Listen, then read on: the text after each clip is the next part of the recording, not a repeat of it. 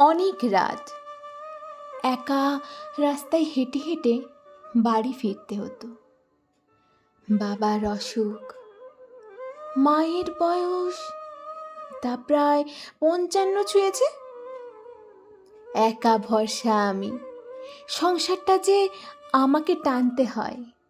শখ আহ্লাদ সেসব কবেই ভুলে গেছি। সংগ্রাম করতে হয়েছে জীবনটাকে ঘিরে। মিতুন বতুন এরা ছিল আমার বন্ধু। তারা এখন কলেজে পড়ে শুনেছি। সেখানে বড়লোকের ছেলেমেয়েরাই যায় ফষ্টি নষ্টি করতে। আমার মা আমাকে তাই বোঝাতেন, হয়তো সত্য গোপন করতেন। বড় যন্ত্রণায় বুকে কষ্ট নিয়ে বেঁচে থাকতে হয়। ভাবতাম কি লাভ, কি এসে যাবে, মরে যেতে ইচ্ছে করত। কিন্তু বুড়ো বাবা মাকে রেখে যাব কোথায়?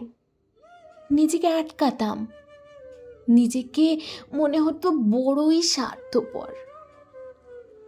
তাই কাজ শেষ করে একা বাড়ি ফিরে আসা।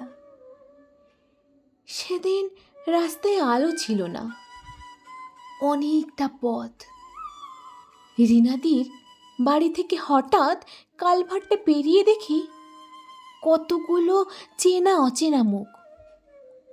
অন্ধকার পুড়ে বেরিয়ে এলো, বুকে হাত রেখে কারা যেন তুলে নিল আমাকে। হাত পা ছোড়ার বৃথা চেষ্টায় যন্ত্রণায় কাতর আমি। চোখ পুড়ে কান্না বেরিয়ে এলো আমার। এলোমেলো আমি তখন ছিন্ন ভিন্ন, চোখের সামনে আধার সব কিছুই। আমার শরীরটা আমাকে ত্যাগ করেছে, আমার আত্মা আমার শরীরকে ত্যাগ করেছে। কতগুলো নরপিশাচ আমাকে তাদের যজ্ঞাহুতির জন্য প্রস্তুত করছে। আমার বস্ত্র তাড়া করে দিচ্ছে ছিন্ন ভিন্ন। আমার মন কুঁকড়ে পড়েছে, আমি কোনো কিছুতেই মেনে নিতে পারছি না। প্রতিটা মুহূর্তে তারা রক্তলোলুপ দৃষ্টি দিয়ে চেটে খাচ্ছে আমার অর্ধনগ্ন শরীরটাকে। আমার অসহায় জীবনটাকে শেষ করে দিচ্ছে। আমি অনুভব করছি আমার শেষ লজ্জাটুকু কেড়ে নিল তারা। কি করব এখন? আমি অনুভব করলাম তারা ধীরে ধীরে প্রবেশ করছে ক্রমশ আমার শরীরে। যন্ত্রণায় কুঁকড়ে যাচ্ছে আমার শরীর। কি লজ্জা, কি লজ্জা! সরসজ্জায় আমি।